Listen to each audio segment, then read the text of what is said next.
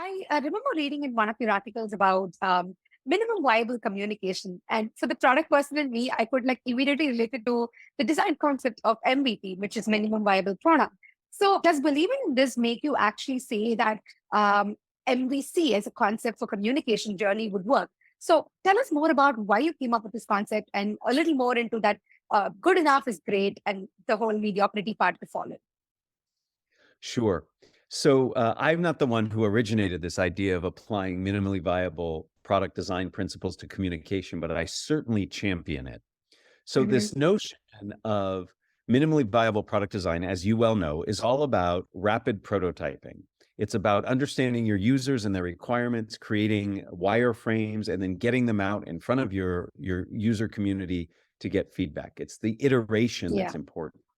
And we certainly embrace it at Stanford's Business School. Many of the clients that I coach absolutely use this approach to designing products and services.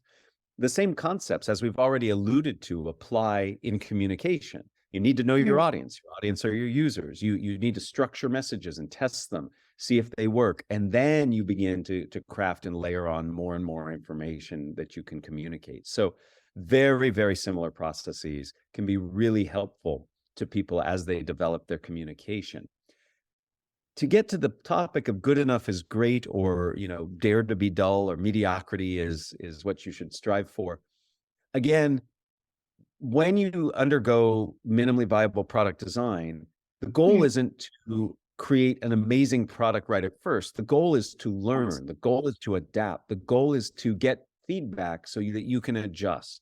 And the same is Mhm. true in communication. If you put the pressure on yourself to make your first iteration perfect, it never will achieve that because you'll be constantly doubting, judging, rather than get something that meets the minimal needs. That's why it's called minimally viable, and then get it out. And the same is true with communication, and then you can iterate on it. So the concepts that we talked about earlier definitely apply to the concepts of minimally viable communication.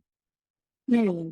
So you mean to say that when this kind of a concept is embraced, even our day-to-day interactions could get, less stressful and more clear in terms of not just always looking at it for pitches and something more grand, but just interpersonal communication, just talking to our friends, just trying to get better at what we convey.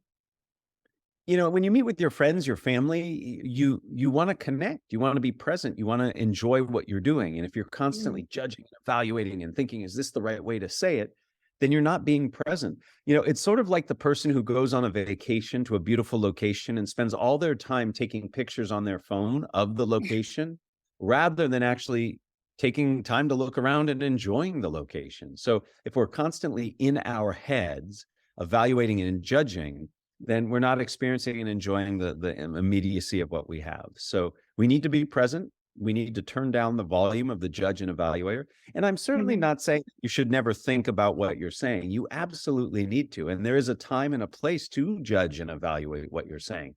The problem Mhm. is most of us are maximizing that in every circumstance and Right. missing opportunities to really connect.